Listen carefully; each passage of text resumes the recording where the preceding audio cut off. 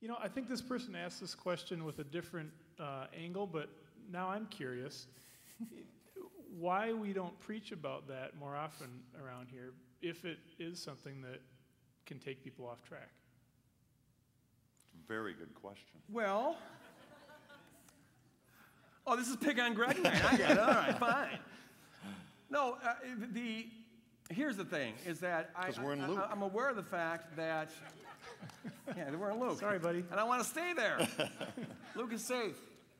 Well, I think you have heard me preach on this a number of times. It comes up whenever it's relevant, that being preoccupied with the details of the end times is a waste of time.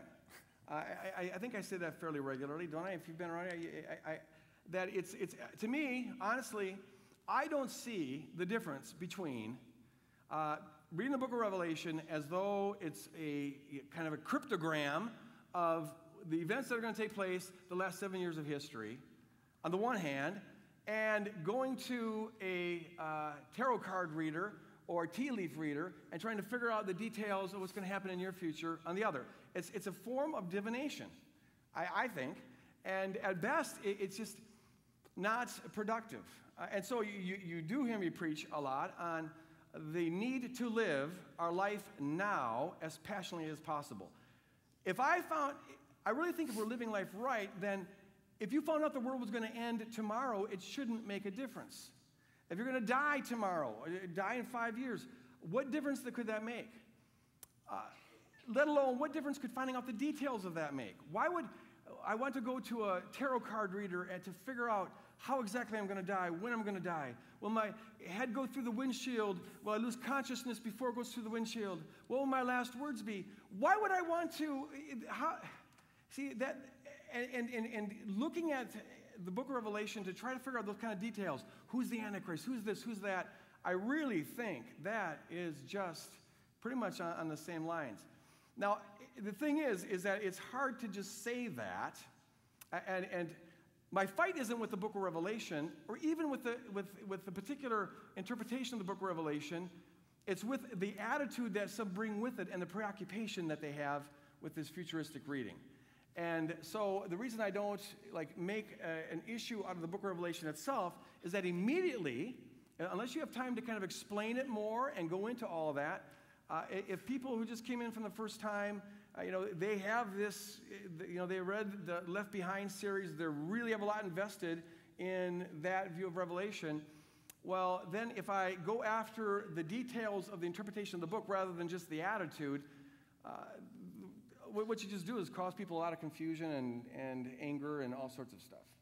Confusion and anger isn't your point? Well, sometimes. No, yeah, sometimes if you have to, you have to. All right. But and the other thing is that, the preterist or the idealist or the progressive or the futuristic interpretation of Revelation isn't part of what we at Woodland Hills want to rally around. This isn't we are the people who believe the preterist view of Revelation. And I try to, in messages, stick to the core of what we rally around. What is it that defines this movement? And that's why I do want to rally around living now, living in the present, living passionately, and not being preoccupied with the future. How you work that out with your interpretation of the book of Revelation is of much secondary importance to me. I don't have much to add except a personal anecdote. This is my Bible I've had since my brother gave it to me when I was a sophomore in college. I just began to get serious with the Lord, and he was my present to me. In the back of it, there's 10 pages of blank notes. The first 7 of them are filled up with my first Bible study I did after coming back to the Lord at age 20. And there, of course, on the first thing I'd wanted to study was the book of Revelation, because I want to know who the Antichrist was. And so this is 1979 and 80. And I keep them there because although they're profoundly confused and completely wrong now that Russia's gone, they're coming back. I keep them there to remind myself never to spend a year of my life like this again. Because I had Hal Lindsey completely nailed, and Hal helped me. And now it's this is all wrong. It's Gog isn't made. It's so, yeah. It's really interesting to watch the revisions that the apocalypticists go through.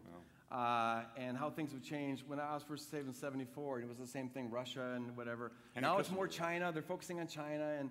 And Kissinger, we were sure was it. And now it's not Kissinger so much, you know. And yeah, they just keep updating the material.